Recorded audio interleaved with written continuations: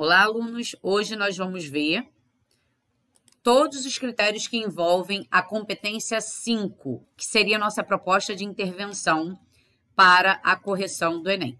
Então, vamos lá. O que é a proposta de intervenção? Elaborar a proposta de intervenção para o problema abordado respeitando os direitos humanos, tá? Esse é um dos itens que estará lá quando você pegar a sua prova do Enem. Um dos itens que vai estar bem exposto para você isso. O que é desrespeitar os direitos humanos? Desrespeitar os direitos humanos é quando você coloca, por exemplo, numa redação que... vamos supor que a gente esteja falando sobre a questão da violência contra a mulher. E você diz que o agressor ele deve sofrer morte devido como punição da sua agressão. Você está desrespeitando o direito à vida, o direito humano à vida, ok? E isso zera a sua redação. Vocês têm que prestar bastante atenção em relação a isso, porque às vezes a gente incorre os direitos humanos, fere os direitos humanos sem sequer pensar que estamos fazendo isso. Por exemplo, se é uma redação sobre intolerância religiosa e eu menciono que tal grupo religioso é intolerante em relação ao respeito à religião alheia, eu estou sendo intolerante com aquele grupo, ou seja, eu estou incorrendo em desrespeitar os direitos humanos. E essa simples frase pode estar uma redação maravilhosa, mas ela vem a ferir a minha redação e a acrescentar a nota 0 à minha prova, tá? Então, é uma exigência do Enem, né? Pretende avaliar o plano de desenvolvimento educando e seu preparo para o exercício da cidadania para ver se você tem a capacidade de entender e intervir, de criar situações que solucionem ou você só reclama sobre determinados assuntos. Avalie a capacidade do participante de agir sobre e dentro da realidade, ou seja, a sua proposta é algo real ou você vai dizer que a Branca de Neve pode solucionar o problema, tá? O participante deve demonstrar uma forma de atuar na sociedade com ética e responsabilidade. As diretrizes nacionais para a educação e direitos humanos, a dignidade humana, a igualdade de direitos, reconhecimento e valorização das diferenças e diversidades, laicidade do Estado, ou seja, não há uma religião prévia para o Estado, democracia na educação para todos, transversalidade, vivência e globalização, sustentabilidade e socioambiental. Ou seja, todos esses critérios, eles precisam ser respeitados quando você está argumentando e desenvolvendo o seu argumento, tá? O princípio da dignidade humana coloca o ser humano e seus direitos como centro de qualquer ação.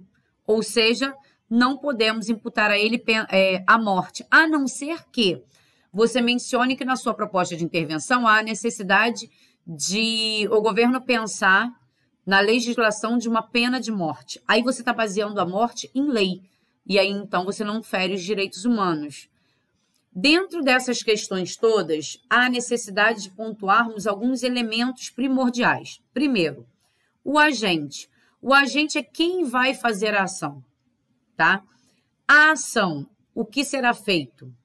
O detalhamento, como essa ação vai ser elaborada, como essa ação vai ser... como vai acontecer essa ação de modo geral. É como se você estivesse desenhando literalmente na cabeça de quem está lendo como essa ação vai acontecer, tá? E o efeito social? O aluno tende a confundir muito essa questão do efeito social. Por quê? O efeito social ele não é algo benéfico a um grupo. Ele é algo benéfico à sociedade de modo geral. Então, caso eu esteja elaborando uma proposta de intervenção para um determinado assunto, vamos pensar em DSTs entre os jovens. E aí eu coloco o meu efeito social em que fazendo assim com que os jovens sejam muito mais conscientes da sua saúde. Eu estou arrumando uma proposta de intervenção para um grupo de pessoas dentro da sociedade, os jovens. E quando o efeito social, enquanto o efeito social é algo abrangente, deixando assim uma sociedade muito mais consciente da sua saúde corporal e dos seus direitos e deveres sociais. Aí sim, eu estou colocando um efeito social de modo amplo, tá? O efeito social ele não pode ser gerado em um grupo, como os jovens. Ele tem que ser gerado pensando em como essa modificação naquele grupo vai representar algum benefício para a sociedade de modo geral. Isso é fácil de pensar. Se os jovens tiverem uma consciência maior sobre a contaminação das DSTs, né, a proliferação dessas doenças, e aprenderem a se proteger, a gente gera uma sociedade de modo geral, porque o jovem vai crescer, ele vai chegar à fase adulta, ele vai deixar de ser jovem para ser adulto, para ser idoso, enfim. Mas ainda assim ele vai carregar essa consciência ao longo da sua vida, gerando benefício para a sociedade de modo geral, ok? Então, proposta de intervenção tem 4 elementos obrigatórios: ação, agente, detalhamento e efeito social.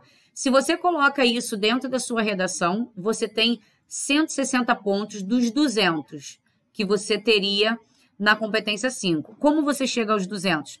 Articulando muito bem esses 4 elementos, ou seja, usando elementos de coesão, tendo uma coerência dentro do teu texto. Então, qualquer coisa que se faça numa redação, independente da competência que você esteja mencionando, ela reflete na competência 3, que é o teu planejamento e a sua estrutura de coesão e coerência textual. E assim chegamos ao fim de todas as competências da matriz de correção de redação do Enem, ok? No próximo vídeo, nós veremos como alimentar, como argumentar e como chegar a determinadas conclusões sobre determinados elementos, assim como as referências que podemos fazer para sustentar nossos argumentos e esses elementos textuais dentro da nossa redação, ok? Então, até lá!